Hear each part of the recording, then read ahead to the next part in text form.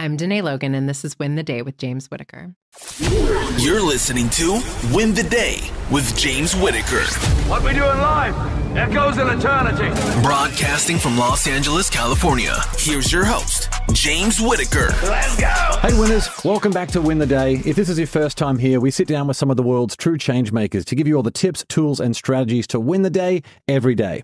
The quote for this episode comes from Esther Perel and says, "Marriage is not the end of romance, it is the beginning." Joining us in the studio is marriage and family therapist Dené Logan. Dené specializes in supporting couples in finding more fulfillment in their relationships and using her background in depth psychology to help others reclaim their authentic selves. Her first book, Sovereign Love, A Guide to Healing Relationships by Reclaiming the Masculine and Feminine Within, has just been released. In this episode, we're going to talk about the biggest challenges facing marriages today, how to balance competing desires within the relationship, what a healthy marriage looks like in today's world, and how to bring more connection, love, and trust to your relationship than you ever thought possible. Before we begin, the right bit of inspiration can completely change the trajectory of someone's life. So there's a friend or loved one out there who needs to hear this episode or could use some help to win the day. Share it with them right now. All right, let's win the day with Dené Logan.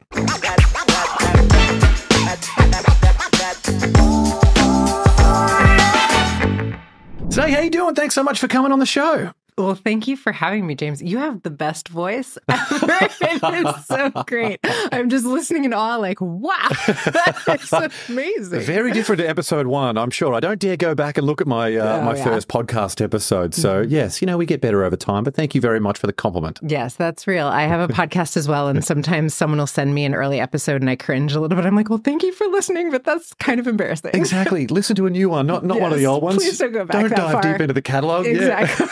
Yeah. Absolutely. Well, to kick things off, what was sort of the model of marriage that you had in your household when you were growing up? And how did that sort of shape the trajectory that you ultimately went down? Oh, that's the first time someone's asked me that question. And I love it. I think, my parents' marriage was very similar to what I would say most people grow up in terms of the paradigm of like, what matters is that we stay together and that, as a Black woman, I think that there's a lot about, the model minority template that was really important in my household. So it's sort of like you don't air your dirty laundry and you sort of like make sure people are experiencing you as a model family and that you guys are doing okay. And while both of my parents were amazing people and I think individually, I think my parents didn't necessarily have the happiest union. And so I certainly think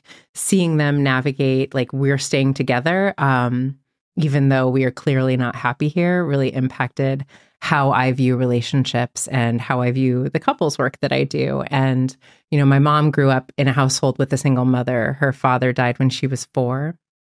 And so while I think things went on in their marriage that really made it challenging for my mom to want to stay in that relationship, she grew up without a father in the house. And so that really impacted her decision to stay with my father.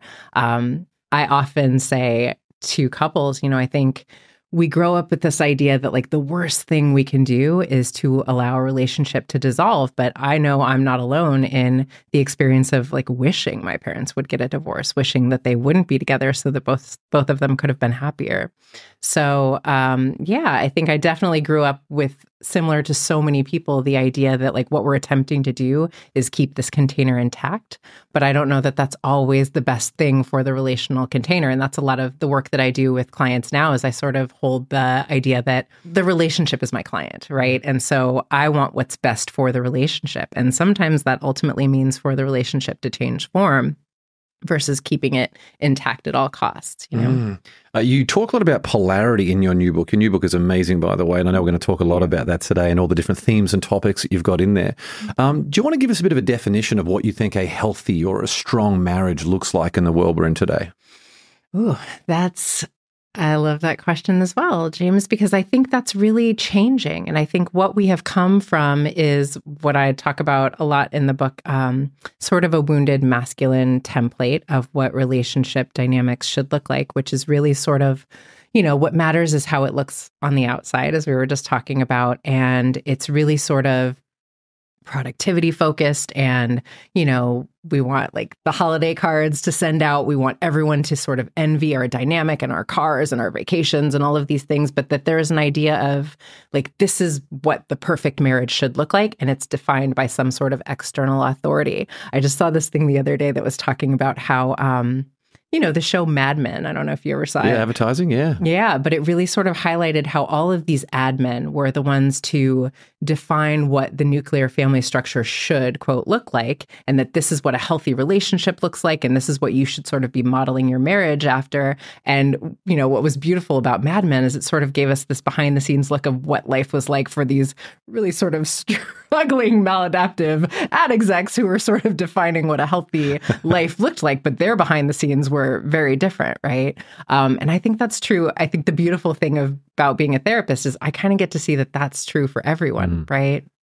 And so I think the healthiest, most thriving relationship template to me is one where we're really honest and we're really showing up and attempting to be the most authentic, healthy version of ourselves, moment to moment, breath to breath, and that can continuously shift, but that we define it for ourselves. And, sometimes I have clients that are bicoastal, and one person really loves their life in New York, but really loves this person that they're in a relationship with in Los Angeles. And it's like, well, this just can't work. And it's like, well, but why? Who says? Like, why is it some external authority defining what makes a healthy relationship? Maybe we love to see each other twice a month, and when we're together, we're really present and we're defining what is a beautiful connection for ourselves. And I think that's what relationships are sort of evolving into, is that the people involved in the dynamic are the ones who decide versus someone else telling us what healthy is. Yeah, it's almost like undefined, isn't it? I spoke to someone, it was a guest on the show, incredibly successful woman who's right in the thick of it with all of her business stuff. We had a conversation off air where she was talking about the pressure that a lot of couples feel like to do things like have a weekly date night and do all of those different things, but they're both traveling a lot. They're very deep into their business. They've got, 2 or 3 or 4 young children. And they're like, look, we don't want to put that pressure on us. They say they go to church every Sunday and that's what works for them. That's sort of that time to be centered, but they don't have those unrealistic expectations that would make them feel frustrated by not rising to that. They're like, cool, we know we're in a bit of a unique time now. Let's make the most of it. Let's still have that family time when we can. And, their marriage seems very strong at the moment. It seems to be working very well for them, rather than trying to sort of fit into one of these boxes of what a great marriage should look like from someone who might not be that happy away from the smiling holiday card photos. Because my personal holiday card photos, you'll get one this year.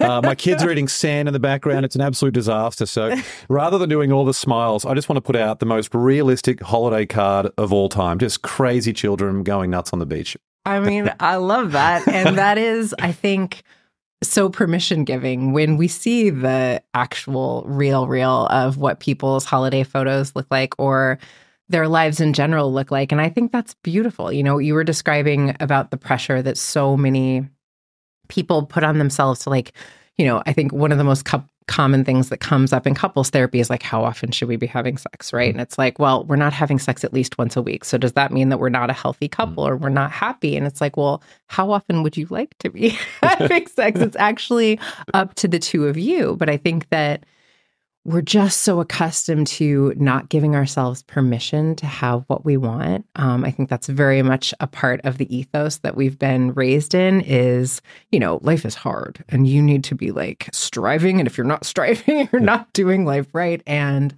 I just have found that the more we give ourselves permission to really live a life that feels good for me, the more everything is impacted. Our relationships, the way that we're functioning in the work that we do, all of it just starts to flow a little bit more seamlessly. But it's like we've got to give ourselves permission to want what we want first. And a big turning point for you was you getting married yourself. How did that change your life at the time? Oh, gosh. It's funny, James, because I was 27 when I got married, and it feels like another lifetime, and I think I lead a lot of retreats for women who've really come into this space of realizing that they've been self-abandoning for so many years of their lives, and they've really been disconnected from themselves. And that was certainly a part of my story, but I was sort of following the template of what I should do, right? I was in my late 20s. It was sort of like, when is Dené going to settle down and stop being like this wild party girl? And she needs to like get serious and get married. And, you know, my kid's father, my ex-husband, while he is like the most amazing soul in the world, like he was just sort of the person that was able to contain some of that energy at the time in a really beautiful way. But it was sort of like, this is the next logical step, I guess is my point, versus like, I have this real vision of what it is we want to build together. And this is what our life and our family and our marriage will look like. I had none of that. It was just like, everybody's telling me I should get married. And I think at the time a ring sounded exciting, you know, to a young girl. So, and that seems to be it, right? Like the people I know people who have been divorced because they were like, the only reason I got married in the first place is because we've been together for a while. And this is the societal expectation that is the next step. And if we don't do that, then we're not part of the community in the right way. Yeah. A friend of mine calls it the relationship ladder, right? And it's like, we've been dating for a certain amount of time. And so it's time that we like move in together. And then it's time that we get married. And then it's time that we have kids. And then it's like, this is the next logical step versus like, well, what feels good? I can't tell you how many people live together for so many years. And then they make the decision to get married. And all of a sudden, they really struggle in their relationship because there's something that happens within the human psyche, I have found, once we sort of sign that contract and this is forever. And it doesn't have to be a negative thing at all. But a lot of times it's like there's an expectation of what I should feel once we get married that inevitably it just sort of feels like a little bit of a letdown if we aren't really thinking about like, well, consciously, why is that something that I want for myself? I think it's so funny that two people who are in a committed relationship, everything's going really well. They say, let's spend the rest of our lives together. We're going to start that commitment by organizing an event. Anyone, you know, I've organized events, you've organized events. It's very stressful to organize an event. And most people go into like credit card debt at a very high interest rate for one day as well. I feel like that's a horrible foundation to continue your relationship on or start that new chapter. That's so real. And it goes by in a flash. And it is, you know, I think it's one of the few rites of passage that we have left in our culture. It's sort of like one of these initiatory things that like, that's like as good as it gets in terms of like a process of initiation for us, especially I think as women. But I think that a lot of times when we've been raised with fairy tales that tell us the minute I get married and my Prince Charming comes and chooses me, my life will really begin. First of all, that's a whole lot of pressure to put on a relational dynamic, but also it just feels like, what now, right? Like I've had the glass slipper put on my foot and I'm sitting in this house with the slipper on, and now what? And I think we sort of start to project a lot of that disappointment and that experience of letdown onto our partner. But was that really their job to fill that role for us? Mm-hmm. And having kids seems to be, you know, I've got a 4-year-old and a 2-year-old. We're in it. Yeah, exactly. And I know I think it was in your book, you mentioned that if you've got kids under the age of 2, it's just a very difficult and a bit of a crazy time for your family. And everyone that I know who is in that similar position, it's like a tightrope every single day. How often do you feel like people should think about whether or not kids are something they want to introduce into their relationship? Because that's another one of those things that seems to be like a societal expectation is we get married to create a secure environment for raising kids, and then we have kids. And I've seen that tear very happy people apart. It's destroyed careers, all of these different things. I really feel like to experience the real highs in terms of positive emotions, kids are probably the only way to do that, at least in my experience, but it also brings so much pressure and stress and chaos. So I really just don't know if it's necessarily the right path for everyone to go down. Yeah, that's real. And I think it's important for us to talk about that a little bit more openly. This is one of those things as parents that like you never are allowed to say, like, I made this decision to have this child that of course I love more than anything in the world. And there's a tremendous amount of grief that comes from the life that I cannot have again, that so much of myself is now focused on this other person who needs me. And for relationships, there's a tremendous amount of not even just pressure, but it really takes a toll on relationships. And I often tell couples those first 2 years of parenthood are tough. And if you get through those first 2 years, it speaks volumes. And that is one of the most common places where relationships dissolve. So, I have my theories in terms of masculine and feminine dynamics about why that is. But I think one thing that I wasn't aware of until I had a child was how much the role of motherhood is a woman so deep in her masculine energy. It's so like task and contain, and I've got this, and get out of my way, and I'm keeping this kid alive, right? And it can feel very much for new couples, or not new couples, but new parents, like a battle of the alphas a lot of times. And I feel like, especially in those early days, fathers are sort of in the space of like, what do you want from me? Like, there's nothing I can do that you're not like uber critical of. It feels like I'm grieving the fact that I was with this woman and she's gone. She's different. She's not the maiden that I married. She's now this mother who is very like laser focused on this child and keeping this child okay. And, of course, rightfully so. But also, we used to do all of this with a village of people supporting us. And the nuclear family structure just really puts a lot of like taxing energy on a couple to figure out how to do this with just the two of us. And we're exhausted and we're not sleeping and all the things that come when we have young kiddos, but it's really a lot. And I think what I've been so struck by over the last couple of years is how much we've almost had like a blacklight put on why this nuclear family structure is so taxing. Like if there's a global pandemic and all of a sudden the world shuts down, but we all still have to work, what are we doing with our kids, right? And I've been so inspired seeing how some of my clients would like finally like reach out to their neighbors and be like, I've got kiddos, you've got kiddos. Can we support one another? And like, split the day in half, or maybe we hire one of these college kids that's home and ask if they can help us with watching the kids or whatever it is. But I feel like that's how we're meant to be living anyway. And we'd sort of gotten away from that for a while. Yeah, especially if people are having kids when they're older. Like if you're having kids at the age of 40 as opposed to sort of 23, 24. It's real. Your parents are going to be almost 20 years older. And they're like, my kids are finally out of the house. So I want to enjoy a bit of freedom. I don't want to then go and look after the grandkids as a full-time role. Yeah, absolutely. And, more and more people aren't living in the same place where their parents live. And so it's just, we're figuring out that there's like, we've got to get a little bit creative with how we do this, because there's so much about the way that we've been doing it that isn't sustainable. And it's, I find that like, it's like, of course, we're not experiencing a lot of relational fulfillment. We're exhausted, first of all. For sure. Yeah, but we're just doing something that it's really impossible for us to try to do.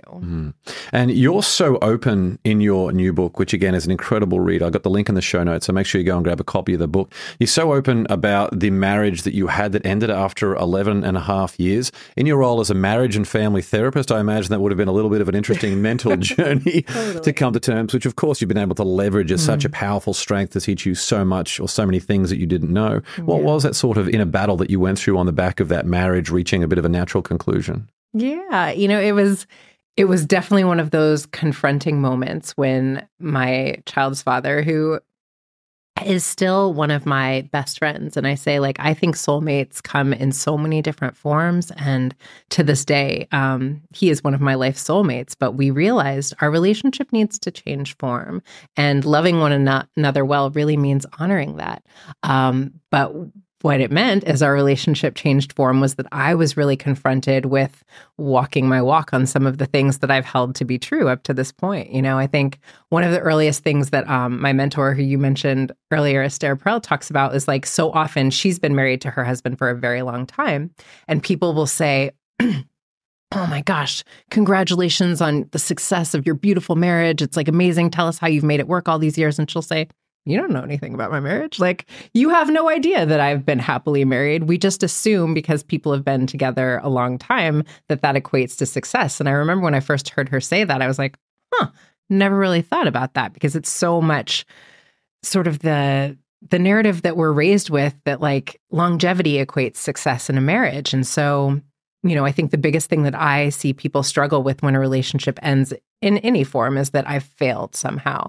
But I just don't hold that to be true. My kid's father and I brought the most incredible little boy into the world together. And, our little boy was 2 when we separated. So he just thinks some parents are just best friends. Like he just is like he thinks it's funny that we were ever married. He's like, you married daddy? Did you kiss him? Like he thinks it's so funny, but he's never known anything different. And we get along really well.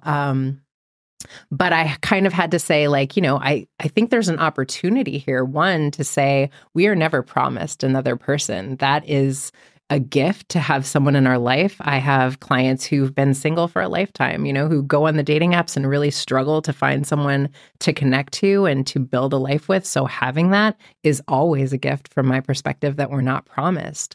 But also, I think when a relationship needs to change form, how can we say, what was this person in my life for the amount of time that they were in my life to teach me?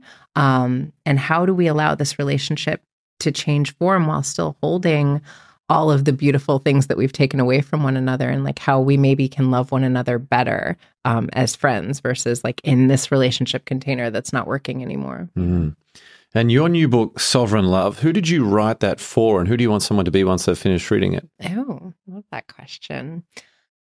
I wrote that for all of the people asking the question that you are asking.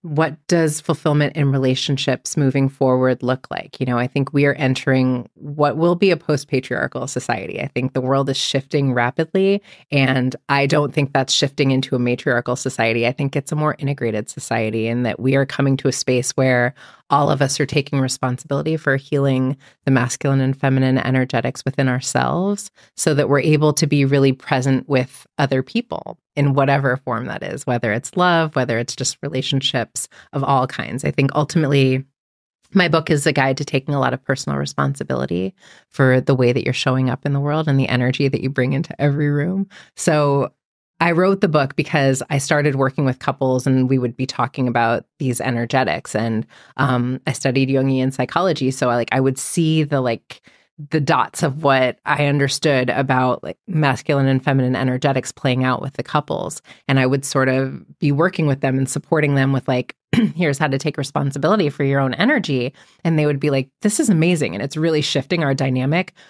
Is there a book we can read about this? Like, where can we learn more? And I would say like, no, because I'm sort of like making it up as I go along, but not really. I understood that like something was sort of working through me and what I was seeing. And so I decided I would write the book that I didn't have to offer them. I think it's incredible. And you did such a great job with it too. You wrote in your book, and I've written this down because I think this is really interesting. The narrative of the husband begging his completely disinterested wife for sex is literally the most common conversation I have with the couples I see. And I can't tell you the number of times I've heard women dismissively talk about the fact that sexual desire is just something they no longer experience at all. Obviously the most common thing that you have heard. So as a marriage therapist, how do you assist couples who have such strong but opposing needs? Yeah. I really like to first normalize why I believe that is. I think we live in a society that teaches men that their only outlets for emotions are through anger and sex. And so because we have created a society of men where men just don't have the same emotional intimacy a lot of times in their other relationships outside of their marriage containers. Like I'll hear men often talk about how, like I just don't have those conversations with my guys. Like we'll watch football together, we'll maybe play a couple of rounds of golf, but we don't like go deep. We don't talk about this stuff, right? And that wasn't always the case. In collectivist societies, men used to spend a lot of really deep, close, intimate time with one another. They would be tender with one another. They would tell one another they loved one another and hold space for one another in a way that, of course, men need and are hungry to experience and feel.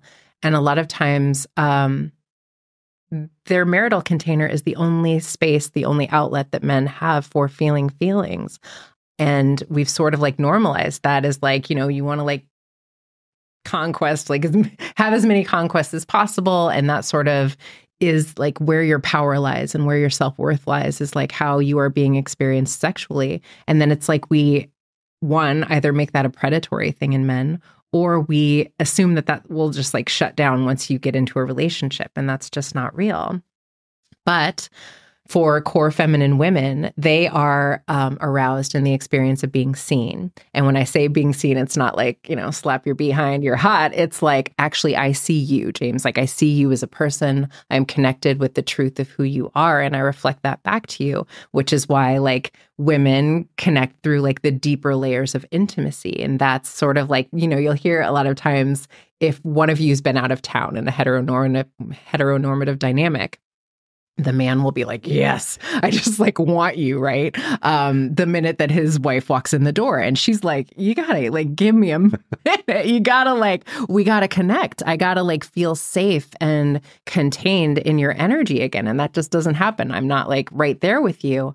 But because so often women feel that this sex is just like a place that you're sort of self-regulating. It's almost like, any other thing that I might do to self-regulate or like stress release. Men start to use sex as a form of stress release a lot of times. And because a woman knows that's not actually about her, she feels deeply resentful of the desire for sex. And so it starts to become like power dynamics. And I withhold sex because one, I know how much you want it. And it's like the way that I like sort of channel all my resentment about all of the other things that are happening in our dynamic. I put it into our sex life.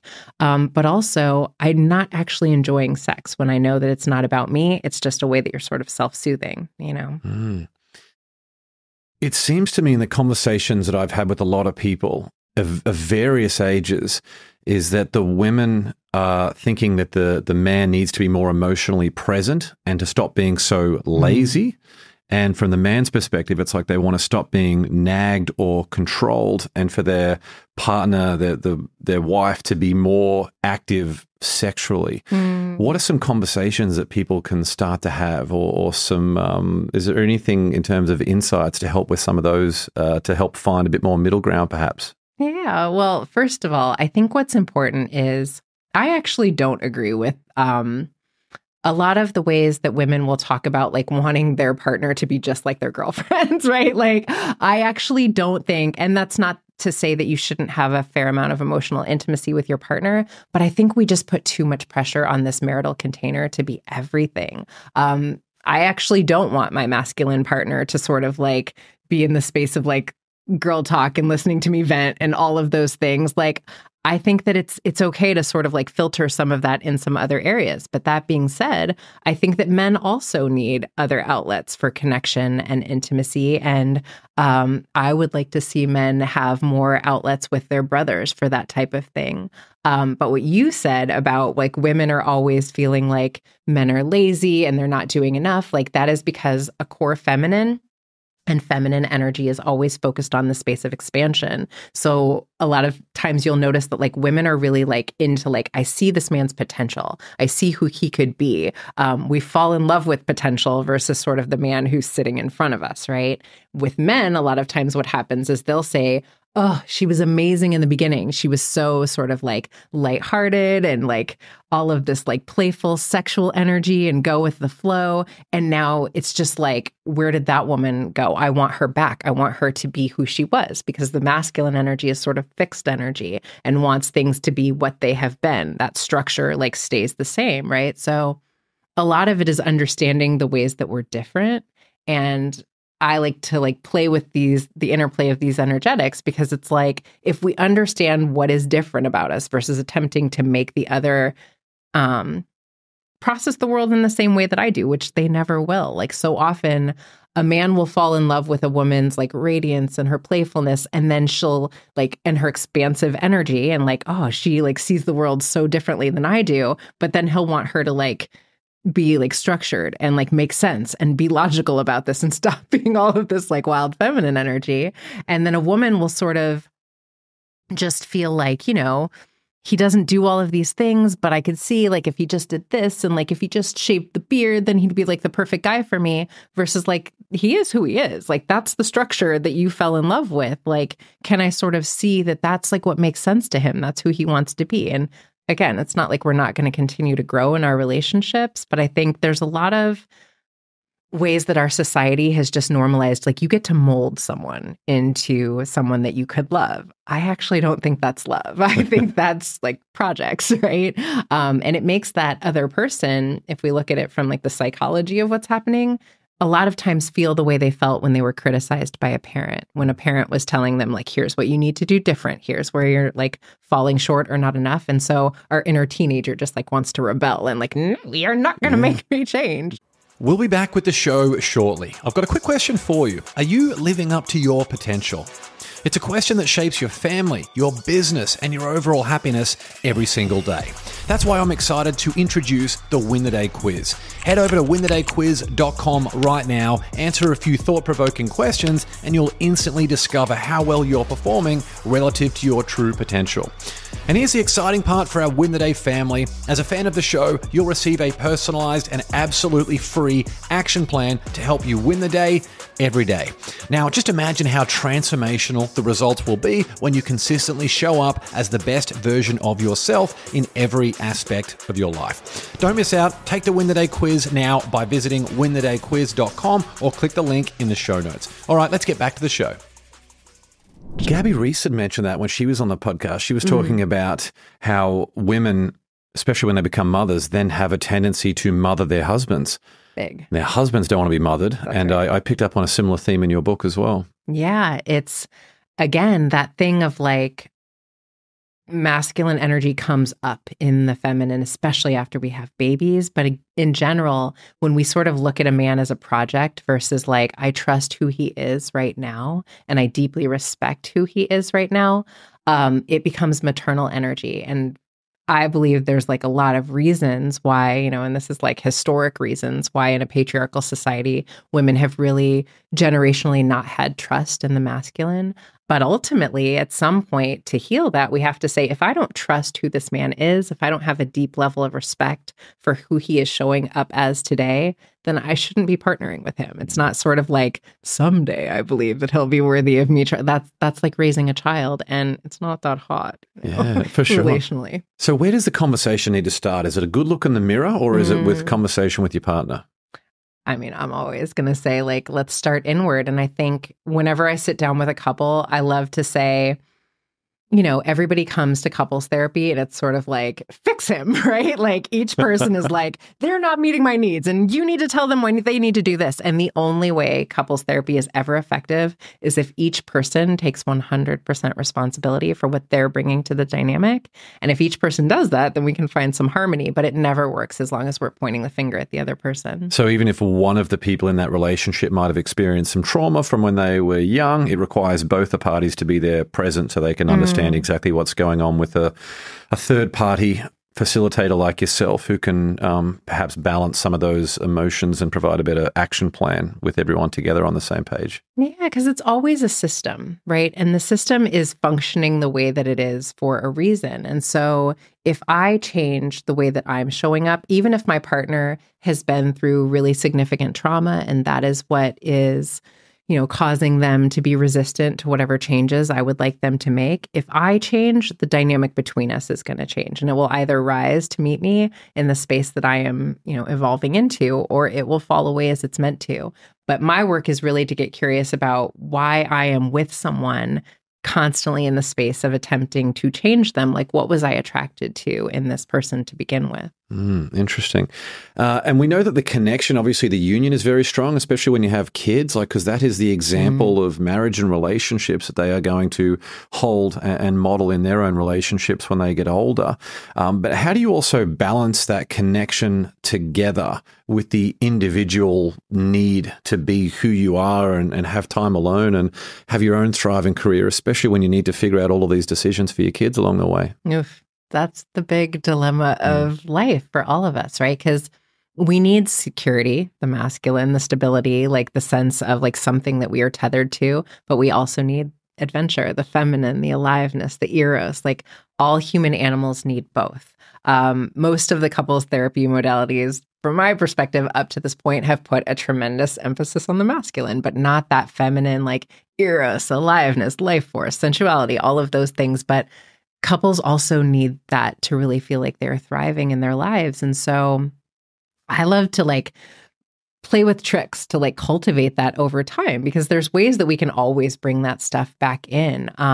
We're most drawn to our partner when they radiate and when they're like unknown to us, sometimes when they're traveling and I get to miss them a little bit. But really it comes down to seeing my partner as the autonomous other.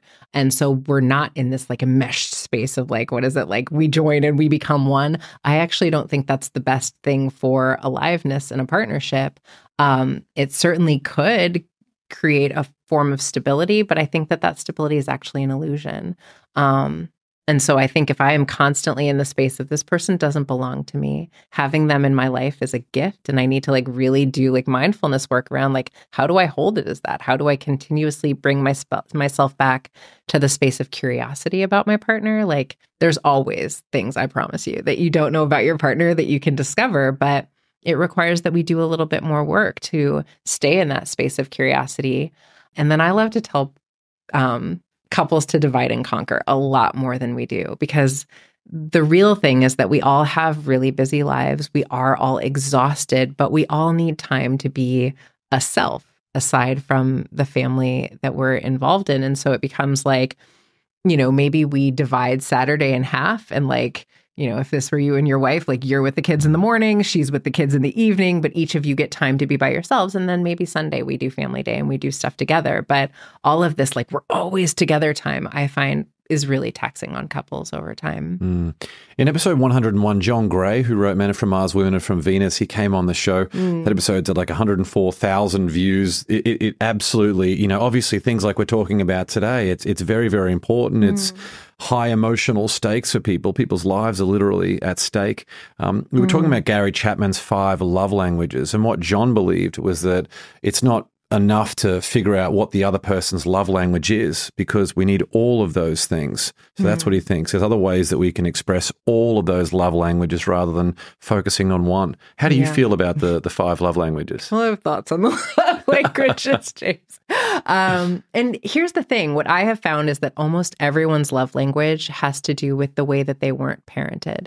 So if I really love words of affirmation, it's because I didn't hear that as a child, right? Someone who is really parentified and always had to be the parent for their parent really loves acts of service, because no one was, doing those acts of service for them when they were young. And so a lot of times what ends up happening is, one, we start to like love our partner in the way that feels like love to us, but it's not so much about what actually feels like love to them. So we can certainly be in the space of curiosity around like what feels like love to you. And you're right. Like I do think we need all 5 of those elements, but some of those desires might be a little stronger than others. But the flag that I will never stop waving and never shut up about is that I think so much of what we have learned about couples work and about relationships is that it's our job to reparent our partner.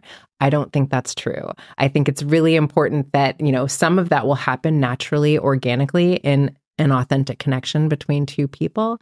But if I'm parenting you, you can imagine what happens to the desire between us. So some of that is like really communicating about like what feels like love to me, but really not feeling shortchanged when my partner is not loving me in that way. So if I really love words of affirmation, what am I doing to affirm myself? What am I doing to really remind myself of where I'm proud of myself and where I'm thriving in this life, all of those things? It's a little bit, the more that I can do that for me and I fill my own cup, I love to say, then I can pour into my partner from the overflow, versus I need my partner to constantly be pouring into me for me to feel like I'm enough. It's like a cup with a hole in the bottom. They can keep pouring it in, but we just can't feel it, It's so important to lead by example as well, isn't it? Like you can't just be dictating terms of what the other person should be doing or who they should be. You got to lead by example, because a lot of we had Jeff Spencer on the show. Is an amazing guy. Do you know Jeff? He's another good friend of Nick Sonnenberg, and shout out Nick for connecting Dené and I too. Jeff was talking about this idea that every 10 years we become different people through the sort of phases of life that we go in, especially if you're an entrepreneur or if you're married. All of these different things are happening.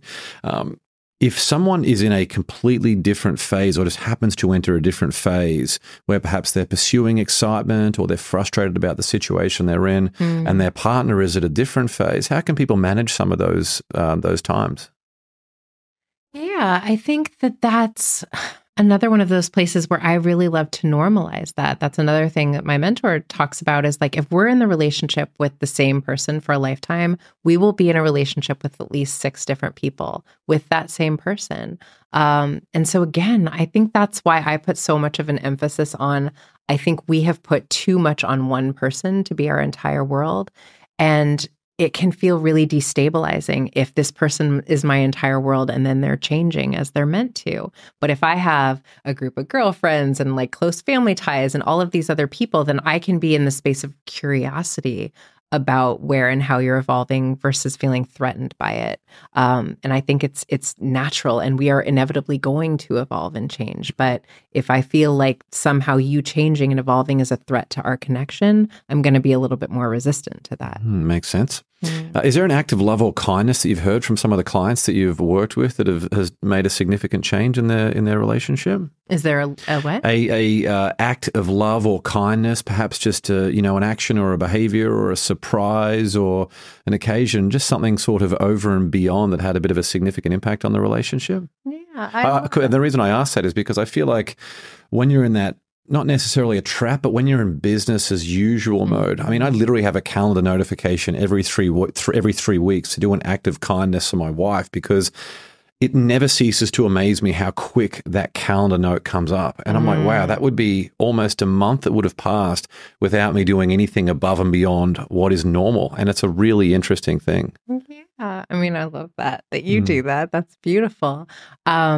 And I think, something that I really love to encourage couples to do is to understand what feels like love and support to the other person. So if we're speaking heteronormatively with the man in the relationship, I will say, if you can maybe make a note, as you were saying, to figure out a way to show your wife that you see her, right? But like really stop, be present and say, that thing that you did with the kids' school, like, I'm just in awe of you. Like, you spend so much time getting to know the other moms, and you're so great with people, like really seeing her, not like you look great, but like who you are, I deeply value, right? And then for the woman in that dynamic, making a note to tell the man in your life how much you trust him, how much you need him, how much you believe in him is really what is sort of like that, like feel-good chemicals rush over the masculine.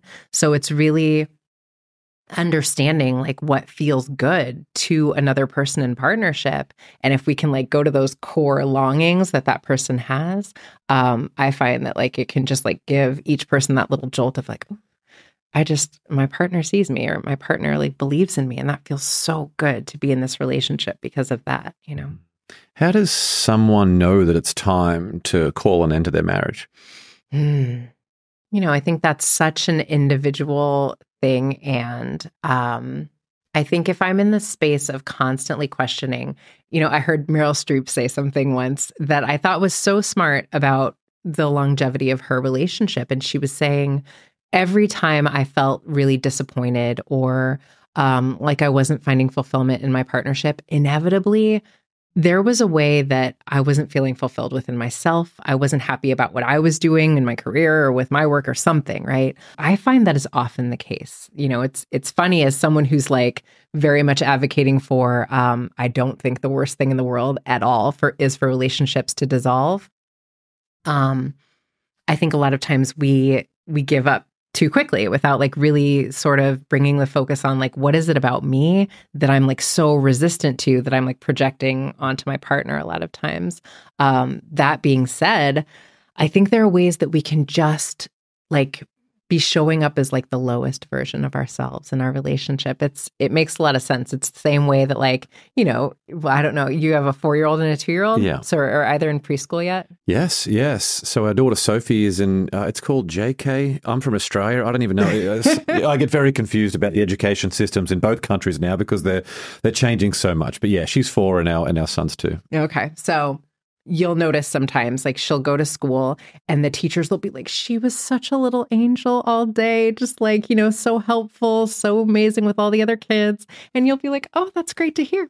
And then you'll take her home and it'll be like, and you'll be like, what happened to the little angel they were describing? Not my daughter, not at all. No, yes, last night we experienced that actually. Right? And so that happens because the minute she's back home with mom and dad, she's safe. So all of the big emotions that she's been holding out in the world all day, it's like flooding at you guys the minute that she comes in the door. But we do that in our romantic partnerships too. We sort of show this like the best version of ourselves at work and out in the world. And then we come home and our partners become sort of our emotional release valve and they get like the worst version of us a lot of times, right? And so that's why I really love to emphasize like we do have to bring our inner adult to the table in our relationships and take responsibility for how am I showing up. I think every relationship, from my perspective, to thrive needs 3 elements, which are respect, inspiration, and a shared mission. And so if I feel like those components aren't there anymore, then it might be time to say, like, are we changing? Do we need to let this relationship change form or evolve into something different? If it really feels like we can't get back there with those 3 elements, then it might be a good time to ask ourselves those questions. Those 3 elements are great. And I cannot imagine how frustrating it would be to be in a relationship with someone who just doesn't want to try. Obviously, if you're in a relationship with them, you want to try and help them as much as you can. But sometimes when you try and pull someone up, they inadvertently end up pulling you down. And then that's not good either. Yeah, that's real. I think that there's something I do believe that I want to be in a relationship with not only someone who I have such a deep level of respect for who they are and the way that they show up in the world, but that I want to rise and be better because of who they are. I think that's like a really important component of relationships because I think as the nuclear family structure shifts and as some of these patriarchal dynamics shift, I think people are just going to partner for different reasons.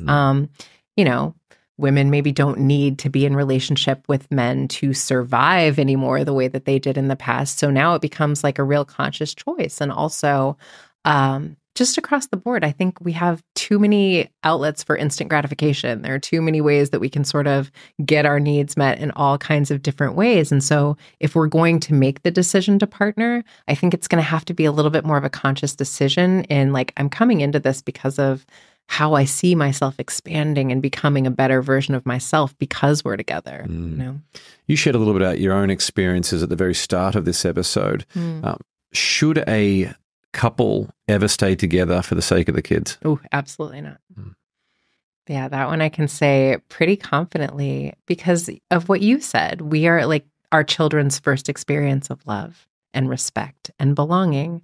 And I think that if we're so often we get in these really adversarial positions where it almost feels like our kids could conceivably be living in the midst of a war zone. And it's just not necessary. I think we can say like the North Star that we want to hold. And I say this to couples a lot because what ended up happening in COVID and everything that year brought to the surface when we were all together in our homes for the first time in a very different way was that a lot of relationships did break up. And so I was seeing a lot of couples that I was supporting them in like, what does it look like to successfully co-parent with a little bit more grace and love and respect. And so if we sort of hold the North Star is that we want this child to have a vision of what love can be that is beyond like any of the fear that comes to the surface that maybe keeps us holding on for something after it's expired. I think it's absolutely possible to say like, we created this child in love and we can find a different way of loving one another, but no, not staying together just for this child. That's a burden that they didn't ask to carry for us. So a healthy single co-parenting arrangement would be better than a distressed, high conflict marriage under the same roof. From my perspective, absolutely. Yeah. We know that persistence is one of the most important attributes in success. How do you raise kids on the importance of persistence when they feel like you've given up on the marriage? I love that. I think normalizing that families look like so many different things, especially in today's world. I have never given up on my kid's father. He is one of the men that has been I feel emotional just talking about it. Like one of the most supportive forces in my life. He has been my champion, and all of the things that I have become could have never happened without him. But that's true of how I feel about him too. I think it's just we need to reframe what it is to fail and what it is to win, like what success looks like. Because a lot of times we're just not really being honest about something that, our kids feel it. I felt it when my parents were holding on to something that maybe should have been let go of. And I didn't want that for either of them. I would have felt so much happier for the two of them if they could have, gracefully let one another go on and live lives that made both of them a little bit happier. You stay together, that resentment can build, and then it can be much harder through that divorce process, right? Absolutely. Yeah. A big thing that I'm getting from all the things that you're talking about today is just the unrealistic expectations that we might have related to definitions that don't suit us and they don't suit the world that we're in today. Yeah. Create so much pressure and so much heartache when just normalizing that every relationship is unique and special. And as long as we have that mutual respect and focus on love and growth and development and safety for everyone, then things should unfold as they're meant to unfold.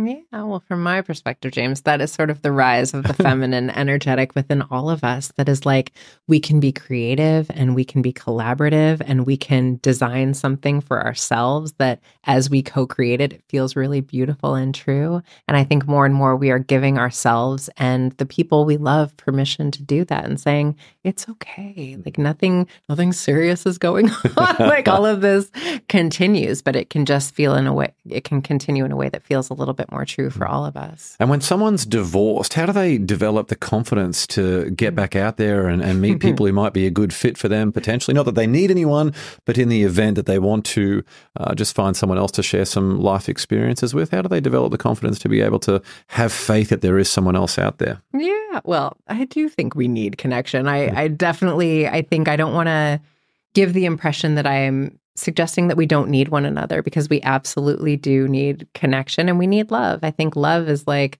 one of the most euphoric, beautiful aspects of what it is to be in this human body. And so I think there are always ways for us to get back in the space of connecting with other humans. What I love to normalize, I ran a singlehood group for a really long time. And so many of the people in the group would talk about how they'd lost themselves after their marriage ended or after their relationship dissolved, and just feeling like really self-conscious. And it was hard to get back out into the world. And I think we can take some of the pressure off by not making this need to be the one, right? Like, what if I were just out in the world, getting to know people, maybe going on dates, but with like an open heart for getting to know people just for the sake of knowing people.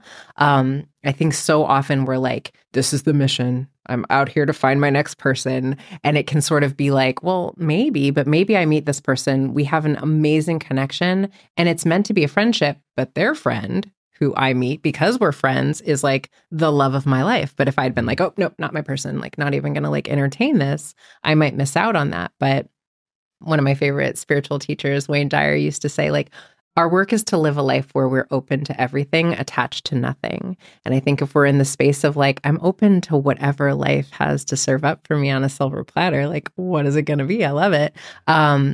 We'll just be blown away by the things that can catch us by surprise. 100%. Do you ever have high-performing couples who come to you and they just say, cool, I just want to get ahead of any potential issues before they arise? And how would your approach be different with those people? Those are my dream couples, James. Like, I think a lot of times people come to me for premarital counseling, which I love, because it's sort of like, if this is going to be our business and we're going to be like the CEO and CFO, like, what do we want the ethos of our company to be? What do we want like our mission statement to be? But yeah, I love couples that not only come to approach the thing of being together a little bit more consciously. I think that's just like such a beautiful intention to set. But also, I think there's something about like, it's so funny. People, when I'm like sitting on a plane and they're like, what do you do? And I'm like, I'm a couples therapist. And they're like, oh God, like you must like sit with people fighting all the time. And I'm like, that's not actually my experience at all. I find the people that come in for couples work are the most committed to loving one another well. And certainly like people will come see a couples therapist in the midst of crisis, but most of them just really want to like work on their communication and try to be a little bit more deep in their level of intimacy with one another. And so I think that's like the best case scenario for our relationships possible. How does someone find a good couples or marriage therapist? Is there a few things people need to look for or look out for? Yeah, well, that's a little bit like dating, right? Yeah. Like you just got to get in there and meet some people and you kind of know when it's a good fit or not. I think I love to say, like, let's normalize talking about this with our friends as much as possible. So I think some of the best couples therapists I've seen have been referrals from a friend who was seeing a couples therapist.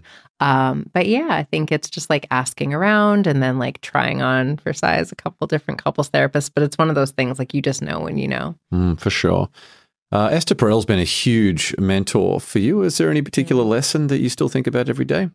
Oh my gosh. You know, Esther is probably the most curious, leaving it all on the dance floor in this life person that I've ever met. We were just in Costa Rica together, and it's like she will go from like 5 a.m. playing tennis to like workshops all day. She's constantly doing and going. And, you know, she's like never tired. Like I've never met anyone with as much energy as she has. But I think more than anything, what I've taken from Esther is like the way that she just is like so present with people. She's so curious about every single person that she comes in contact with. She's so curious about what her blind spots are and what she might be able to learn. And that's really taught me not only about the type of therapist I want to be, but just like the type of human that I want to be, you know. Being present allows you to listen properly, then you can ask the right questions, open vulnerability loops, and so many great things can come from that connection. Yeah, absolutely. How important is effective communication in a relationship? And is there anything in particular that a couple could be doing to improve that communication they're having with each other? Yeah. I often say it's never the thing that's going on between us that's like really causing the issue. It's always the narrative or the story I'm telling myself about what it is, right? So I'm trying to think of like examples, but let's say like my husband storms out of the room and slams the door and I start to panic because it makes me feel really abandoned. It makes me feel like we're always going to fight like this and he's never going to come back to me. And whatever the story is that I start to tell myself, a lot of times like saying that story out loud to my partner when we come back together and saying, you know, the story I tell myself when you storm out of the room is that you don't love me or that you're going to leave me in the same way that my dad did. Like you shut down and you don't have the ability to be present with me. And what I love about the phrase, the story I'm telling myself, and that's something I stole from Brene Brown, got to give her a shout out on that, is that it's like I'm open to the possibility that this is just a narrative in my head. And it makes the other person a lot less defensive than if I say, whenever you storm out, you're just like my father and you're just like a, you know, terrible person or whatever the thing is. That person can hold space for your fear. And a lot of times, like, that's what we're not communicating is like the fear underneath the thing, right? Like, so can I be still for a moment with myself and say, I'm clearly activated. I'm clearly afraid of something. What is like the worst case scenario in my head? What is the story I'm telling myself about my partner? And then can I bring them in on that narrative versus like that accusatory space of like, this is who you are based on the story I'm telling myself. That makes sense. Yeah, absolutely. The context and perspective just changes everything. It's like if someone cut you off in traffic and you're like, oh, wow, what an asshole. And then it's like, well, what if that person's rushing to get their wife to hospital who's about to have a baby? Like there's just so many different things like that where a bit of context, a bit of perspective can make all the difference in terms of how you interpret those events. Exactly. Yeah, obviously our own emotional state as well. Yeah, a lot of this stuff's like, yeah, that's really easy to say outside of the moment today. But yeah, a lot of times it is us doing the work to slow down our process a little bit. I love the pause. I love the like, can we talk about this in an hour? I need a minute. Because a lot of the stuff that comes up in relationships is like a dysregulated nervous system. And that actually isn't the space that we want to do a whole lot of communicating from. We want to give ourselves a moment to sort of come back in our bodies and self-regulate a little bit and then attempt to have the conversation with my partner. The people who have young kids, as you mentioned, it's just such a difficult, challenging time. Sleep deprivation, you've got, financial pressures, career pressures. You've completely, not completely, but in many cases, you've lost sense with who you are as an individual. Your marriage can be in a little bit of a difficult place. That physical intimacy might not be there. Men in particular feel like they maybe aren't receiving the attention they used to receive, whereas the women, like you mentioned, are more in their masculine energy. How important is it to talk to other people on the journey to perhaps normalize that is what almost everyone is experiencing, rather than thinking that you're in a uniquely difficult situation? Yes. So important. And, something I wrote about in the book was that I'm an extremely introverted person. And I remember after I had a baby having just such a strong, innate desire come up within me to be around other women and other mamas. And I think that is something primal that kicks in when we come into that space of parenthood. And I think women a lot of times have a lot more support around that, but men don't. And I think our brothers need way more connection to other men and other fathers to normalize, this is hard, and this is the strategy I'm using with my wife, and this is why, I feel like I don't know what to do with this time. What are you doing with this time that's giving you a little bit of an outlet to make you feel better? I think the more that we get back into a village mentality with all the things that we're doing, I think that we can just find so much more fulfillment in our relationships because we're just not putting so much pressure on them. Yeah, we've got to remove a little bit of ego to open up to some of those conversations. Yeah, but that's, I think that's a really important part that you're speaking to, because a lot of why we don't talk to people is we feel like there's shame in our experience of suffering, but everybody's suffering. And that's why I love to, share the real, because I think the gift of being a therapist for me is everybody's going through the same stuff and everybody's got stuff, but nobody's talking about their stuff. They're just sort of keeping it to themselves or feeling like we're the only ones who are really struggling with this. Even that thing we were talking about in the beginning of how much there's grief in early parenthood of I've lost myself and I feel like I don't know who I am anymore. But we feel like we can't say that because people will interpret that somehow as me saying I don't love my child or I don't love being a parent. And it's this thing of multiple truths can exist at the same time. I can be so in love with this child and with being a parent, and also really struggling with how big the responsibility of this is. How do you feel about polarity, not just in initial attraction, but also in a long-term relationship?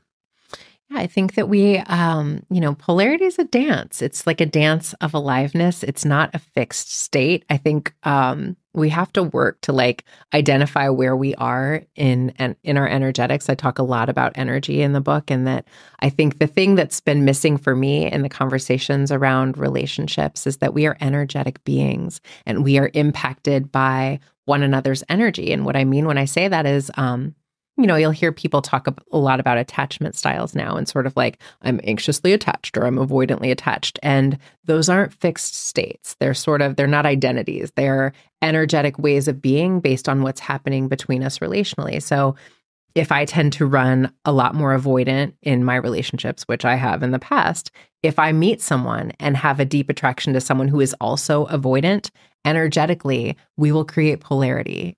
So that person will either activate within me a lot of anxious energy or vice versa. But polarity is a funny thing because we will cultivate it. But that space of coming back into a healthier polarity, we have to do a lot of conscious inquiry within ourselves to say oof, this person is really making me feel anxious. What's happening here, right? And so if I'm in that anxious energy, which I would say is my more wounded feminine energy, then it's my responsibility to bring myself in a healthy masculine space of containment. So I have to be my own boundaried, fierce protector and say, hey, Dené, you got you. This person is a person. And if it works out, that's beautiful. But you will be okay regardless. I need to do some of that inner self-talk to bring myself back into that healthier space with my own polarity. Mm-hmm. And last question now before the rock around. On your best day, what's an affirmation that you would write on a flashcard that you could show yourself on your worst day?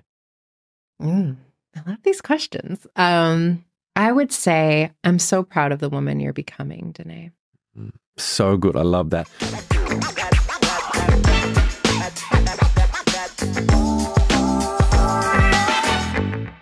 Let's now move to the Win the Day Rocket Round. 10 questions for some quick answers. You up for this one, Dené? Yes. Number one, what quote inspires you the most? You have a lot of great quotes in your book, but is there one that stands out the most? Yeah, I think I mentioned this one in the book, Wayne Dyer, who I was talking about. I heard him say in an interview once, the mantra of the lower self is I need more. The mantra of the higher self is how do I serve? And comes up in like every occasion of life, certainly in our relationships. So often, if it's like in that space of like, I need more, validation, attention, whatever the thing is, if we shift into the energetic of how do I serve, it starts to shift the energy of like our relationships, but also how we feel about ourselves. Game changer. It's so true. Number 2, morning coffee or evening wine? Oh, morning coffee. Number 3, what's one bit of advice you would give your 18-year-old self? I would say, Dené, put a little less energy into the boys and a little bit more energy into like who you want to become. Maybe travel. Focus a little less on the guys today. They'll be there. Number 4, what book do you gift the most apart from your own? It used to be The Alchemist by Paulo Coelho. Am I saying his last name right? But now I feel like The Celestine Prophecy has become a book that I just like tell everyone they should read, and it has a lot to do with energy as well. So nice. I love it. Any particular lesson from that or insight? Oh my gosh. It's all about how we're energetic beings, and we're sort of like competing with one another for energy. And I think reading that book, first of all, gave me such inspiration of like where we're headed as a human race, even though it's like a fictional book, but it's based on like these like fundamental spiritual principles. But also that like this is what's happening in our relationships. We're just like competing for energy because we're attempting to get these like inner child wounds and needs met by another person versus like, how do I take responsibility for my own energy? Mm-hmm. Number 5, was there a vulnerability you once hid within that became your superpower? Let's see. Love that question too. I think I used to really feel like I needed to be perfect. And I used to really sort of hide behind like, that model minority template we were talking about. And just this thing of like, I needed the world to experience me in a certain way for me to feel like I was enough or I was worthy. And I think today, what has become my superpower is that like, I'm like, I'll tell you anything. Like, I don't care. And I do sort of just like normalize, like, yeah, I'm a hot mess and I'm sure you are too. Like, closed doors, right? And it's all good. Exactly. Especially when kids are involved, you're like, wow, kids are the great equalizer. It doesn't matter who you are or where you come from. It's just, yeah. So like we spoke about with the holiday cards earlier. I love that holiday card. Yeah. All the perfect family. We know exactly what's going on behind the scenes. Number 6, what's one thing you've learned about failure? No such thing. Number 7, if you could sit on a park bench and have a conversation with someone alive or dead, who would it be? Maya Angelou. I love her. Number 8, what tool or resource best helps you run your life or your business? Meditation. I like my spiritual practices. Is there a quick insight you can give us into that, or a particular activity or something as part of your daily routine? Yeah, I tell all my clients that I think it's important to be still every day and move every day in some way. So, they'll ask me like, well, what is your routine around like stillness? And I wake up every day and I get up pretty early. I've become an earlier riser as a mom because, as you know, got to fit it in where you can. And so I try to meditate for at least 15 minutes every morning, and then I pull a tarot card. I've really gotten into tarot and oracle cards over the last 4 years, and they're just a way that I really connect with spirit in a tangible way. And it's sort of like it gives me like my inspiration and my connection to my highest version of self for the day. Interesting. That's awesome. Number 9, share one thing on your bucket list. I would love to meet Oprah. And I want to travel, but I feel like there's so many places that I want to travel and people that I want to meet. So I don't know. It's hard to like narrow it down to one. For sure. And final question, number 10, what's one thing you do to win the day? I try to just find gratitude for this day, knowing that tomorrow isn't promised. So good. Well, there are a bunch of ways to connect with Dené, and we'll link to all of these in the show notes. You can follow her on Instagram at Dené.Logan, visit her website, DenéLogan.com, and grab a copy of her amazing new book, Sovereign Love, on Amazon. Again, all that and more will be linked in the show notes. Dené, this has been incredible. Thank you so much for coming on the show. Thank you so much, James. Thanks for joining me on another episode of the Win the Day podcast. We want to hear your thoughts on what we covered today, so drop a comment on the YouTube version of this episode with your favorite takeaway, any questions you have, or what actions you'll be taking as a result of what was shared in this episode. And if you found value in the Win the Day podcast, leave a 5-star rating on Spotify and Apple Podcasts. You'll find a link to both of those in the show notes. It'll only take you a few seconds, and more ratings really helps other people discover the show so they can get the mindset upgrade they need, and we can bring more winners into the Win the Day movement. That's all for this episode. Get out there and win the day. Until next time, onwards and upwards, always.